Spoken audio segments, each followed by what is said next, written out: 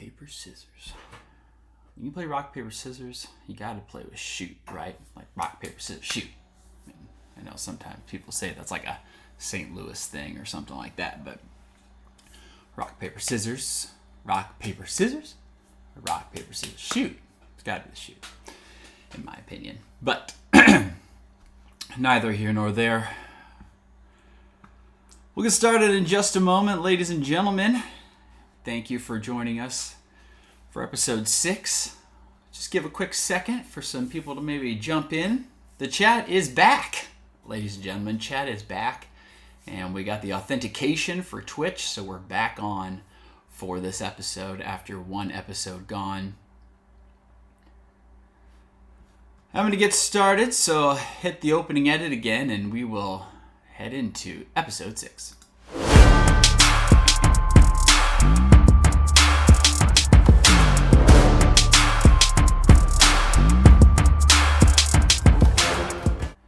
Well, happy Wednesday, Hopper fans, as always, and welcome to the 6th episode of 56 and Under, where we still scratch our heads on why it's called Rush Hour when nobody's moving. My name is Sam Skibbe, your host of Mo Wiff's newest show on the weekly content schedule live on Twitch every Wednesday, where instead of my lunch break a little bit later today, we get our fill of whiffs instead.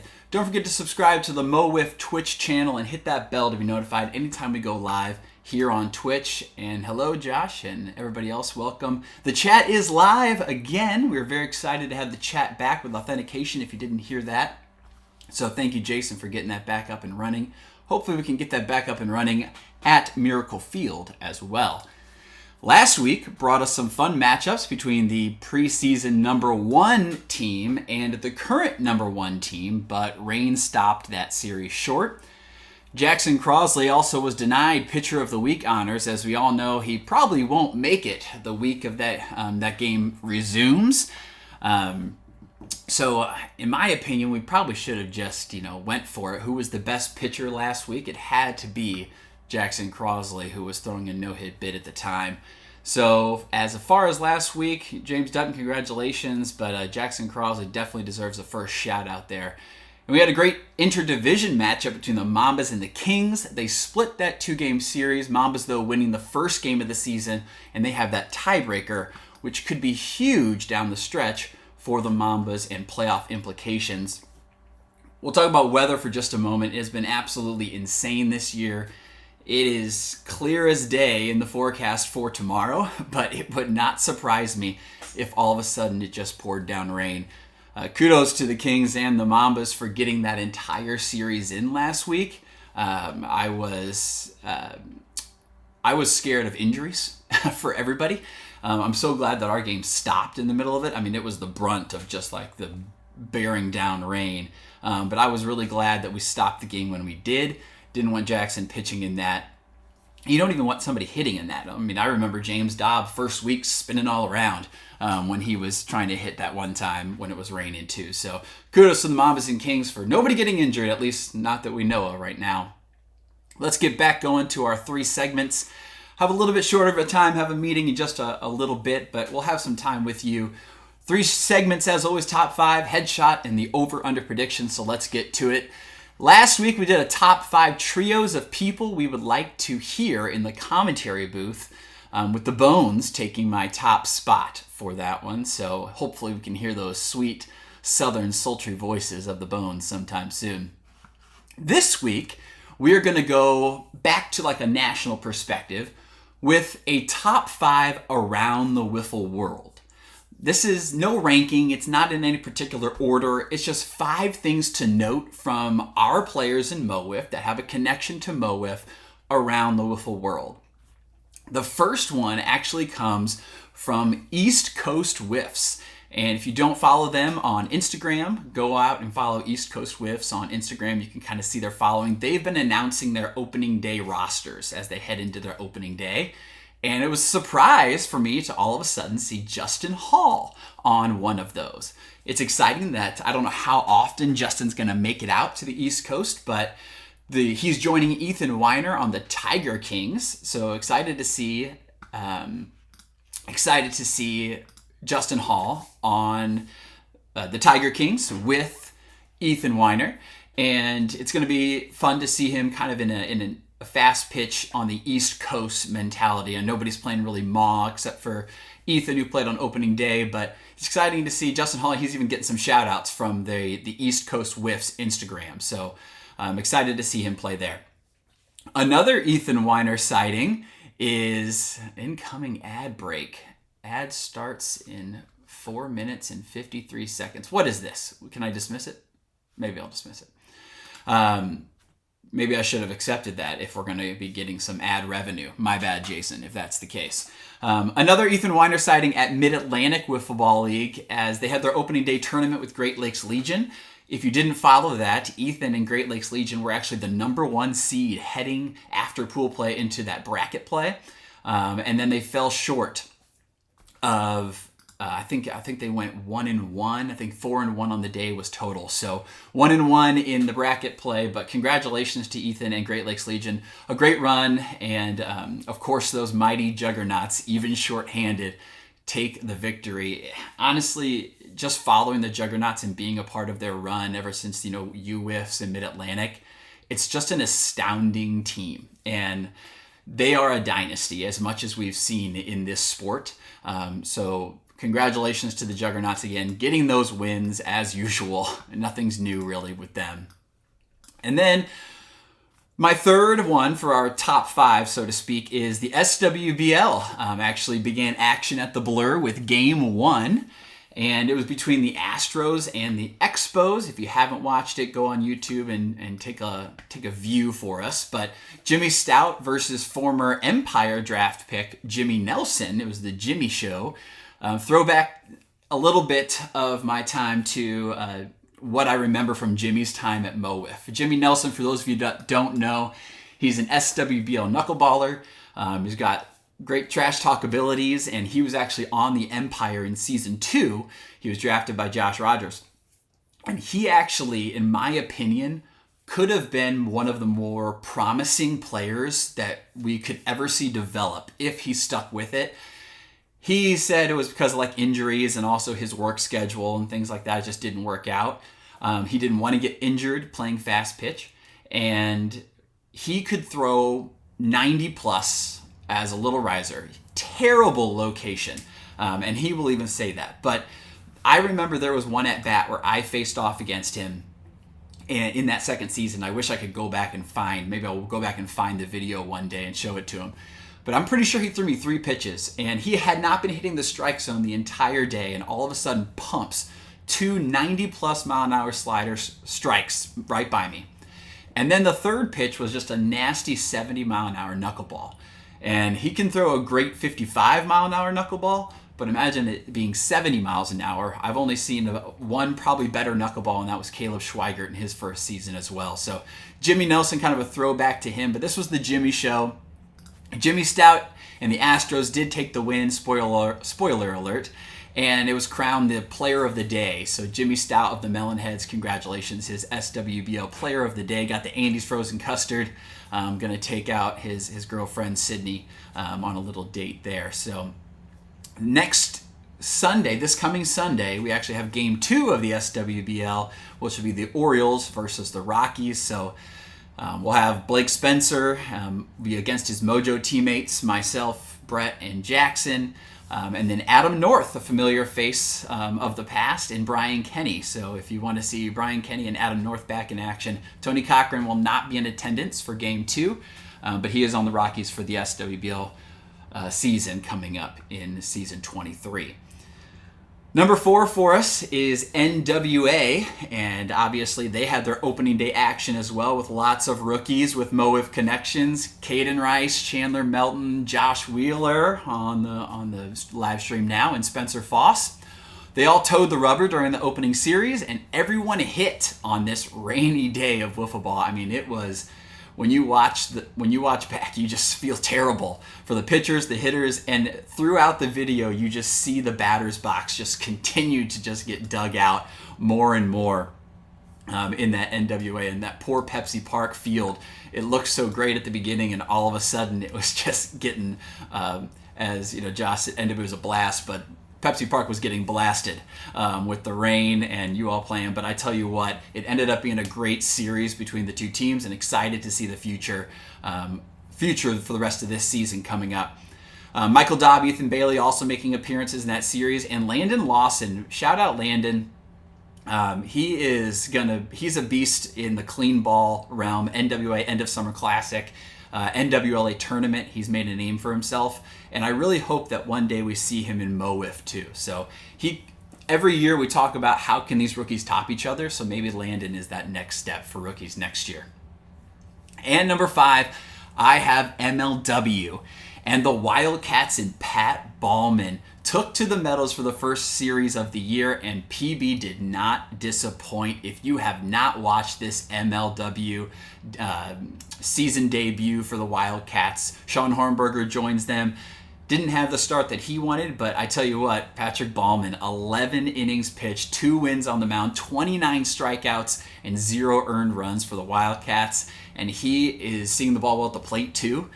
He looks to be making an early case for Cy Wiffle, and we all wish him the best and going to continue to root for him and the Wildcats throughout this year. Now we just await the debut of Johnny Paul Gunn coming in for MLW next. And then my honorable mention, we always do an honorable mention after the top 5, and that is, man, another ad break is in progress. Does that mean you guys aren't seeing what maybe I should wait? It says 2016, 15. This is the 15 seconds of it, everybody. We'll take a look until this ad break ends, but I have the Kings Mamba series behind me. We'll get to this game in just a moment when we get to our headshot segment in just a second. I was hoping it would be timed perfectly to the moment that we're going to give the headshot from this game. Chandler Melton on the mound, and trying to remember who was up to plate. I'll get to it in a little bit. It was James Dobb at the plate, so excited to see that too. No ad right now, but maybe it's because you're a subscriber. Who knows, Josh? Indeed, but it'll be on the reshot version of this. Oh, and Justin said stupid ads, so maybe the ads did happen. So, wanted to shout out NWA again, the team that actually won MLW Slugfest. The 4 of them went up in one Slugfest: Dom Satrowski, Spencer Foss, Josh Wheeler, and Patrick Ballman. MLW recently also announced their next schedule of events, their stadium series, and MLW announced that they're coming first to St. Louis, back to St. Louis, so away from the Meadows, and they'll be back at the Grizzlies Stadium. So May 31st, MLW will be back in St. Louis. So May is going to be jam-packed full of Wiffle Ball coming up. Not only do you have MO WIFF continuing every Thursday, but you also will have SWBL that's going to be on Memorial Day weekend, and the weekend after that will be MLW. So we're excited to have MLW come back to St. Louis, and maybe, hopefully, in 2026, we can convince them to come back again as part of the NWLA tournament coming to St. Louis. All right, now let's move on to what I feel like is everybody's reason for joining the Twitch stream, and that is headshots. Pew, pew, pew, pew, zip-zoo. Yes, indeed, headshots. We have 2 this week. Last week's headshots all centered around 56 and under, and of course, obviously keeping your counts, which still is happening. Another one, counts blunder, and this is the game that it happened behind me. James Dobb and Chandler Melton play rock, paper, scissors to decide what the count is. Yikes, fellas, yikes. I've now seen it all. Nobody was confident enough to speak up, so clearly both of them had no idea. There was some confusion. The audio, when you watch the video back, the audio all night was a bit off. You know, I don't know if it was rain, the tech problems that we were having. Brian actually on the call announced that the pitch was low, the first pitch of the at-bat. But I'm pretty sure I see Chandler going like this, like it's a strike. So I feel like it started as a strike, and it would have been a strikeout later, so I know that eventually that first pitch was a strike. But even despite that, Chandler tries to sneak in one less ball somewhere into the count because after you go through the count and you watch it back, you realize that I believe James was right. So good thing James won the rock, paper, scissors battle, or else it would have been an extra strike or a less ball. So Chandler would have got more chances to pitch. So once again, the league showing that we cannot count to 5 and we cannot keep our own at-bats whether we are a hitter or a pitcher.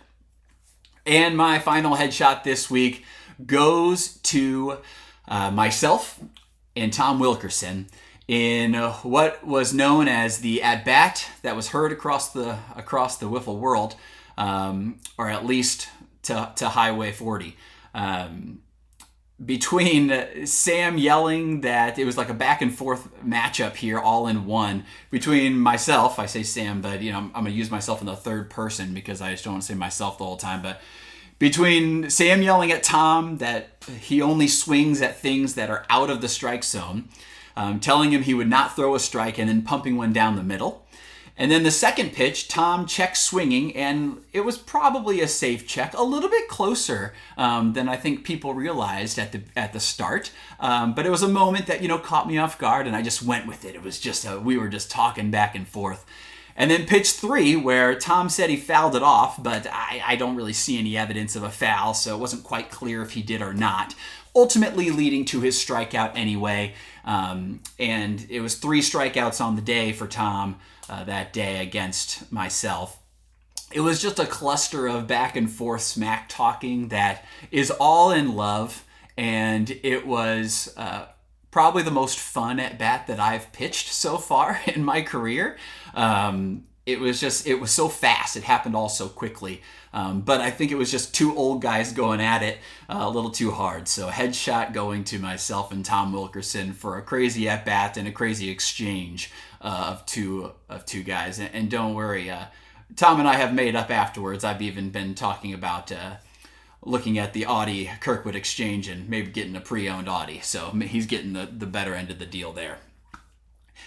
All right, so our headshots. We really didn't have a lot of headshots coming up. I don't know if it was the rain, it was the canceled game, whatever it might be. Going to be rain delayed. That second Mojo versus Purge game is going to be redone. I assume the next time the Mojo and the Purge play on the same night. I assume it'll be just in the middle of that one. So we'll move on. That was headshots, everybody. One more time. Kaboom, kaboom, toot, pip, zip, down. All right, and we'll go to our prediction over and under. Last week, the first over and under is kind of still under delay. It's 5.5 points total for the Mojo after the series with the Purge. Now, it makes it really interesting because they had 2, and then now they're currently sitting at 4 with that 1 win. So they're ahead. The Mojo are ahead by 3. There's 1 out in the bottom of the 3rd inning. Most likely they're going to get to a 4th inning. But it becomes more interesting now because it's looking like it could push the over unless the Purge can make a comeback and keep it in the under. It's unclear on when that game will be played, as we mentioned, but we will see if that over-under comes to fruition in the future.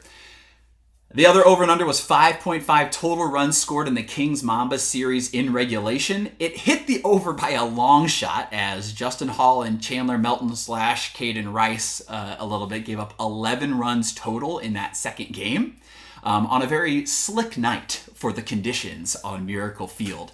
So obviously that's going to hit the over. Didn't even have to include the first game, which didn't end in regulation. So just the second game alone cleared the over and almost doubled. So that one hit the over. This week, again, some fantastic matchups that we are excited to see. You have the Bombers and the Thunderbirds at 6 and 7, and it was just announced on the podcast yesterday that Brody Livingston will be making his debut. So I was going to say, I was going to maybe do like, does Cam pitch both because he wants the wins? They want to keep that momentum going. Could be 5.5 innings pitched for Cam over and under. So most likely that's going to hit the under, though, as he probably will only pitch the first game. We might see a Cam versus Brody matchup, so I'm going to move it actually to the second game because I think Cam versus Brody is going to end in like a 1-0 extra innings loss or a home run, our first home run derby of the year. But I'm going to do the second game. In the second game, I have 5.5 runs scored in that game. And you could actually say the whole series, could it be 5.5? Because if there's only 1 run scored, maybe both of these only go to 1 run scored. Johnny Gunn or Tommy Dwyer going to have another matchup again, I assume, in that second spot for the Bombers. And then the Thunderbirds have a lot of direction they can go. Just depends on who will show up for the Thunderbirds in the second game. And then for the Mojo Melonhead series, this actually is turning out to be maybe one of the most fun series that we've had also all year long. Very excited to get this game going. Mojo Melonheads, obviously great friends with each other, can talk smack with each other and still be great friends afterwards. My over-under for this one, though, there's been a lot of talk about this, is 5.5 times that a 56 and under at-bat is thrown in the series. So I know Jason's been talking a lot. I know we've been talking a lot about we've been more vocal about getting the chance to throw 56 and under. So let's do a 5.5 times that the 56 and under pitch will be thrown in an at-bat. So not a pitch, but 5.5, 56 and under at-bats total. Will we see it in the Mojo Melonhead series, or will the pitchers just continue to be too scared to throw it in certain situations? We will find out in Game 1. Well, that'll do it for me, folks, for the 6th episode of 56 and Under. Stay tuned next week, because next week we are actually going to do our mid-month power rankings like we did last month. So we're going to kind of break down our power rankings at the beginning. I might cut out the top 5 from our segments and just go right into the power rankings, because we'll do obviously the top 8 instead of top 5. But going to have the power rankings for you next week, kind of see how things have fallen from the preseason, then into my mid-month, then into at the end of April, and now into the mid-month again, as you're going to see probably another series of changes after this week's games with some big implications on the line. Any other questions in the chat? Looks like friends. Yeah, no friends. Who knows what people are. Hope you enjoyed this 6th episode of 56 and Under. We will see you tomorrow night for not only some great games, the debut of some rookies, and so much more. We'll see you next time, folks. This has been 6th episode of 56 and Under.